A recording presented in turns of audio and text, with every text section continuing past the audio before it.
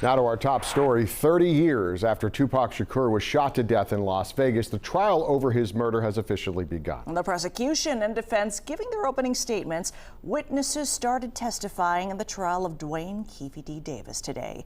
Fox News' Victoria Saha was also in the courtroom all day. She joins us live from the Regional Justice Center tonight. Victoria, you have a brief debrief of what happened today. Things moved a lot quicker than we anticipated, with opening statements starting shortly after 9:30, with prosecutors laying out the beating of Orlando Anderson, who is Dwayne "Keefe D. Davis's nephew. They say that is what caused Keefe D. to plan for revenge, and which ended up in killing Tupac. Meanwhile, Keefe D.'s defense attorney Michael Santh said that Keefe D. wasn't even in Vegas at that time, and when it came to showing evidence, there wasn't anything too jaw-dropping today. Just things that were shown to a grand jury before, like the picture of Tupac when he was in the car with Suge Knight, and pictures of everyone else who was in the white Cadillac with Keefe D. that night. On September 7th, 1996, Tupac Shakur publicly, on camera, participated in a humiliating beating of Dwayne Davis's nephew, Orlando Anderson. Dwayne Davis knew that in his world, that required a response. And over the years, in private interviews and public statements, and even in private calls, Dwayne Davis has repeatedly told us over and over again about the anger he felt and his own role in the revenge drive-by shooting of Tupac Shakur. And now, nearly 30 years later, we're going to ask you to finally hold Dwayne Davis accountable. Obviously, we want people who are going to reserve judgment until the end, but really look at the evidence with a critical eye.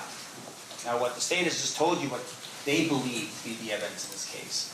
But really, at the end of the day, you have to ask yourself if what they're saying is really truth or fiction, fact or fiction.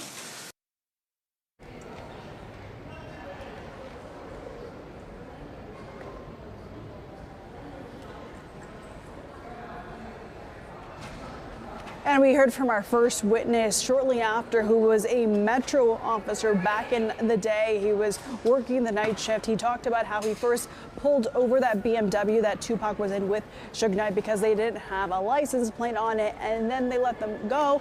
Then it was just shortly after where shots rang out. That officer rushed back to this scene. He describes what he saw, and then he describes EMS taking Tupac into the ambulance. That officer even described riding in the ambulance with Tupac and talked a little bit about that brief conversation they had. He was still talking, and I was trying to convince him to tell me the name of whoever his assailants were. And did he ever respond?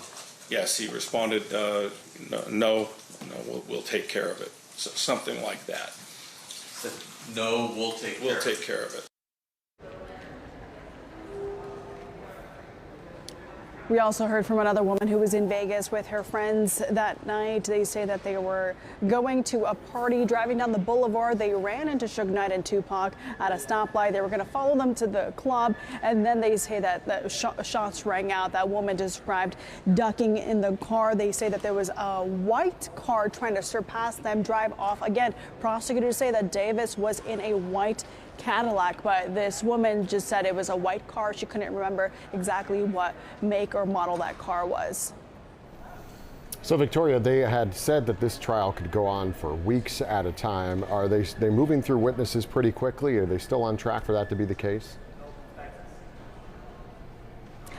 I mean, today was pretty quick. We just wrapped up, actually. The last witness testified, and they played like a long recording of an earlier interview. But, you know, Tom, we wrapped up jury selection sooner than we thought. Today's testimony, we thought that it was going to start after lunch, but they started bringing in the witnesses right away as soon as those opening statements finished up. So it looks like they're not wasting any time because, again, 4 to 6 weeks is a long time for these jurors to be out of work, be away from their families for this long, and listen in on all this evidence. So I anticipate we're probably on track.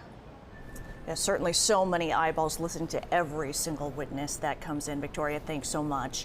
And there is expected to be hundreds of witnesses called to the stand over the course of the entire trial. The witness list includes some big names. Victoria talked about a few there. Prosecutors are expected to call former Death Row Records CEO Marion or Suge Knight. Knight was in the car with Shakur the night of the shooting, and besides Keefe D, he is the only surviving witness to the attack. Others expected witnesses include Shakur's brother and stepbrother and sister and former Las Vegas Mayor Oscar Goodman and Governor Joe Lombardo, who was a Metro sergeant at the time of the murder. So count on Fox 5 for continuing coverage of the Tupac Shakur murder trial. Stay up to date on every day of the trial by following along on air, online, and on our free Fox 5 Vegas Plus streaming app. Also on the app, you can see a collection of our stories and podcasts about the 30 years of events leading up to this.